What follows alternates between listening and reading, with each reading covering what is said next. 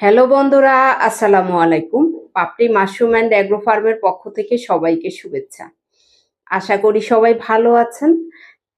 নতুন যারা মাশরুম চাষ করতে চাচ্ছেন, সেটা শখের বশে হোক অথবা ঘরে খাবারের জন্য হোক অথবা উদ্যোক্তা হওয়ার জন্য হোক, এই প্রশ্নটা অনেকের কাছ থেকে জমে আছে যে জানার জন্য যে কিরকম পরিবেশ দরকার মাশরুম চাষের ক্ষেত্রে, অথবা কি রকম ঘর তৈরি করতে পারেন। সবার প্রথমে আপনি যদি উদ্যোক্তা হতে চান সেক্ষেত্রে প্রশিক্ষণের বিকল্প নেই, অবশ্যই আপনাকে জেনে করতে হবে।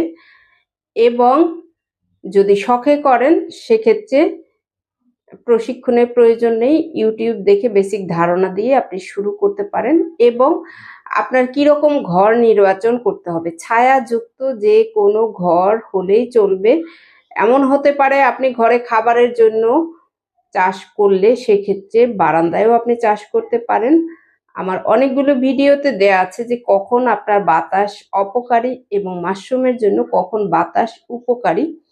আমি ধারাবাহিকভাবে আবারও দিব, কিন্তু সবার আগে আপনার জানা দরকার আপনার ঘরটা কেমন হওয়া উচিত। ছায়াযুক্ত যে কোনো ঘর হলেই হলো, তবে সূর্যের আলো কোনোভাবেই যাতে না পড়ে। অনেকের বারান্দাতে তো অনেক ক্ষেত্রেই সূর্যের আলো পড়ে, সেক্ষেত্রে আপনি কাপড় দিয়ে ঢেকে দিবেন অথবা ত্রিপাল দিয়ে ঢেকে দিবেন। কিন্তু আলো কোনো ক্ষতি কিনা, আলো এবং সূর্যের আলো দুইটা আলাদা জিনিস। আলো কোনো ক্ষতি নেই, এক্ষেত্রে কোনো অন্ধকার রুমের প্রয়োজন নেই। তবে সূর্যের আলো মাশরুমের গায়ে, অর্থাৎ সূর্যের রোদ মাশরুমের গায়ে পড়লে সেটা বিষাক্ত হয়ে যায়। এই বিষয়টা আপনাকে অবশ্যই জানতে হবে।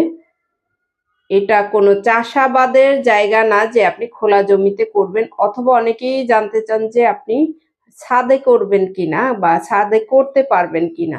আপনি ছাদে করতে পারবেন যদি আপনি ঘর বানিয়ে নেন, কিন্তু উন্মুক্ত পরিবেশে মাশরুম চাষ হয় না, তাহলে সেটা বিষাক্ত হয়ে যায়।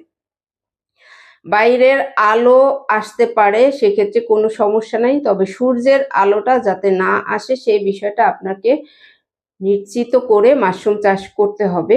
এবং যারা উদ্যোক্তা হতে চান, সবার প্রথমে প্রশ্নটা থাকে যে আমার কিরকম ঘরটা তৈরি করতে হবে।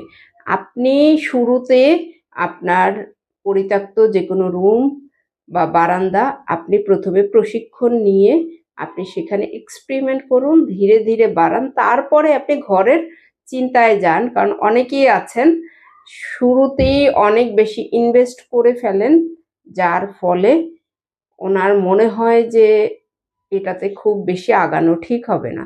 কিন্তু আপনি যখন ধীরে ধীরে আগাবেন, ধীরে ধীরে পথ চিনবেন, ধীরে ধীরে জানবেন মার্কেট এবং চাষ সম্পর্কে, তখন আপনি ধীরে ধীরে আগাতে পারবেন।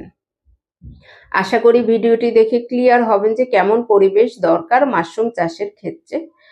ভালো থাকুন, সুস্থ থাকুন, এবং যে কোনো প্রশ্ন আমাদের পেজে দিয়ে রাখতে পারেন। চেষ্টা করব ধারাবাহিকভাবে আপনাদের জানানোর। আশা করি আপনারা উপকৃত হবেন। যারা জানেন তারা তো জানেনই, যারা জানেন না তারা জেনে নিতে পারবেন। ভালো থাকুন, আল্লাহ হাফেজ।